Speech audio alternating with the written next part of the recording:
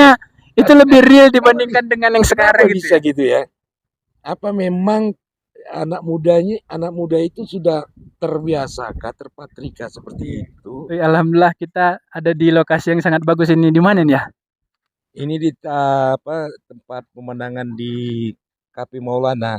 Sebelah sana itu ada Taman Simalem. Coba lihat pemandangannya begitu bagus sekali ya. Ini Ini Danau, menarik, Danau Toba menikmati. nih. Ini termasuk Danau Toba. Danau Toba itu kan melintasi ada sampai 4 kabupaten.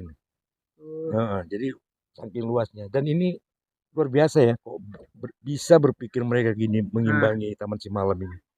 Ini mantap tempat-tempatnya guys. juga sangat baik dan untuk keluarga sangat Nah, cocok. sangat cocok. Tapi nggak tahu untuk generasi muda. Nah, Kalau itu. Itu ya untuk generasi muda. generasi muda gimana? Ah, Ada nggak apa itu? Hobi-hobi seperti ini lagi zaman sekarang gitu, itu ya? iya. Jadi yang macam kita tahu macam di sini anak-anak muda zaman sekarang untuk melihat ini aja ya.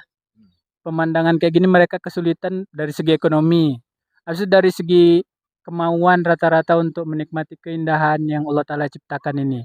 Mungkin beda dari ayah waktu anak-anak muda zaman dulu yang pengen bereksplorasi atau kayak mana zaman dulu anak-anak muda melihat yang gini-gini atau rasa keingintahuan tuh atau luar biasa tinggi nggak? Atau perbedaan antara anak zaman sekarang dengan anak zaman dulu ketika ayah muda dan ayah sekarang udah umur 60 tahun nah gitu ya.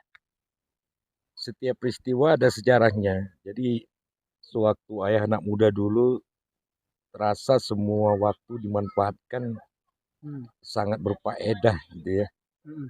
Kalau dulu kami anak-anak muda kalau menghabiskan waktu malam minggu kadang kami camping, Camping, ke camping. pegunungan, kadang Oh trekking, iya. hiking dan seterusnya. Dan pemandangan menjadi salah satu objek tujuan kami untuk menikmati hidup. Nah, kayaknya kalau anak muda sekarang, saya lihat kesibukannya agak berbeda ya. Iya, iya betul betul. Bahkan sampai tengah-tengah malam pun masih megang HP untuk eh, apa ya, untuk menyenangkan diri. Sikap hedonis Oh yang iya. dimiliki anak muda sekarang itu jauh lah berbeda dengan kami masa anak muda dulu. Dan kebermanfaatannya tentu sangat bergantung kepada eh, waktu pada waktu itu. Mungkin Iya. bermanfaat bagi dia pada usia gitu dan dianggapnya pekerjaan kami dulu tidak begitu bermanfaat Ah iya itu. betul. Jadi suasana yang berbeda seperti orang ada tiap dalam sejarahnya. Jadi masing-masing lah yang berpikir seperti itu. Tapi rugi ya rasanya. Mereka Eh, gitu ya, terperangkap bahwasanya dunia internet itulah dunia realitanya ya. Sementara realita mereka yang asli ini mereka Nah lupakan itu gitu. kan Gimana namanya tuh? zaman virtual. Ah iya betul Jadi zaman virtual anak muda sekarang apa gitu. namanya? Kalau virtual karena dari teknologi, tapi kalau dengan sabu kan jadi ilusi. Oh iya, Jadi, jangan tuh. karena Kebanyakan. eh, jadi apa namanya ya? Seolah-olah semua keindahan alam itu sekarang sudah bisa dilihat dari internet. Jadi mereka Iya sudah betul. bisa seperti menikmatinya tidak secara langsung, cukup dengan dunia virtual seperti itu. Dan saya nggak tahu kesan yang ditimbulkan dari itu semua. Mungkin akan mematikan kreativitas anak-anak muda ke depannya. Dan hal seperti ini kan eh, memancing suasana hati jadi tenang, Iya. suasana hati menjadi berpikir jernih dan itu adalah modal dalam meningkatkan produktivitas Betul. manusia sebagai capital, bukan manusia sebagai sumber daya. Oh, Dan ini kan banyak proses pendidikan ada di sini ya. betul, gurus Ah, pendidikan. Iya, itu yang di sana di belakang itu. coba Ah, lihat, gunung-gunung, bagus. Danau Toba. Iya. Ah, ini semua kan anugerah yang harus kita syukuri. Kalau di HP kan nggak terasa Nggak jadi. terasa, tapi mereka macamnya itu lebih real dibandingkan dengan yang Kenapa sekarang gitu bisa ya. gitu ya?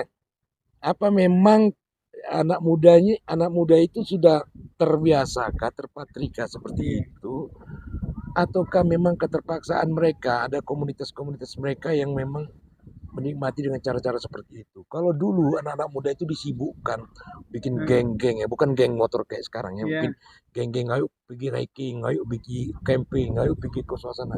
Jadi itu rasa hidup gitu ya. dinamis ya, Dinamis ya. dinamis dan hidup jadi penuh arti. Dan itu mungkin terbawa juga sampai sekarang masa tua ya. Kalau sekarang dalam masa tua seperti ini, kok makin menikmati rasanya pergi berjalan jauh masih sanggup menikmati eh, pemandangan-pemandangan seperti ini, bercengkrama dengan keluarga.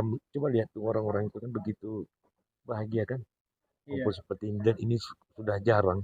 Apa kira-kira waktu warga di Kanada dulu hal seperti begini anak-anak muda juga ada membuat kesibukan-kesibukan. Iya. Waktu di Kanada dulu, anak-anak yang pada tahun 2012 tuh mulai juga bermain HP, nggak menikmati keindahan yang ada di Kanada. Mulai gitu. Dilihat sekarang makin parah gitu. Jadi kalau bagi ayah, nasihat terakhir untuk anak-anak muda sekarang yang memang membuang waktunya di dunia virtual agar bisa menikmati dunia yang real kayak gini tuh, apa nasihat untuk anak-anak muda yang kelahiran tahun 2000 terutama? Stop, berhenti kepada hal-hal yang tidak bermanfaat itu sebelum Anda terlambat. Ketika Anda menghabiskan waktu Anda lebih daripada 8 jam total ya, Panjang main HP maksudnya? dari mulai pagi sampai ke malam, berarti Anda sudah terjerumus ke dalam dunia virtual, dan itu akan susah sekali Anda untuk melupakan HP itu, dan Anda menjadi orang-orang yang Terperangkap mungkin ya. terperangkap dalam khayalan, ilusi kepada sesuatu dunia yang tidak nyata, dan ini akan sulit sekali bangkit. Kenapa tidak bandingkan kalian generasi muda yang ada di negara kita ini dibandingkan dengan anak-anak muda yang ada di negara-negara luar seperti di Jepang? Jarang sekali anak-anak mudanya memegang HP. Kalau memang mau kerja, mereka bekerja, tapi tidaklah sampai kerja seperti begitu keras sekali. Masih ada juga yang bisa dinikmati dari hasil jerih pekerjaan itu. Kemudian penggunaan HP secara terus-menerus ini akan merangkap kalian pada suatu tempat, di mana tempat itu adalah satu tempat yang tidak baik untuk kita.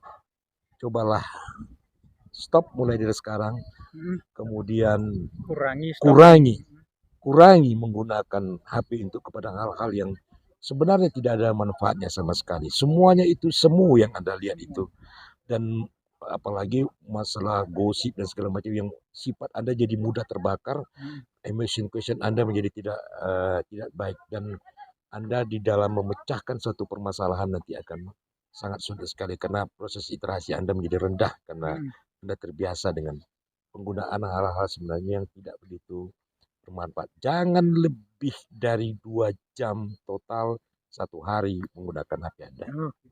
Jadi itu ya guys, nasihat dari ayah kita yang udah memang mengarungi lautan kehidupan lika-liku. Nasihat beliau adalah jangan lebih, kalau bisa 2 jam untuk tidak bermain HP. Itulah nasihat dari ayah saya. Nanti kita akan ketemu di pemandangan yang lain, nasihat yang lain, dan podcast yang lain dengan ayah kita. Oke, Satya Negara. Satya Negara. Thank you. Thank you. Harga. Yeah. Nice.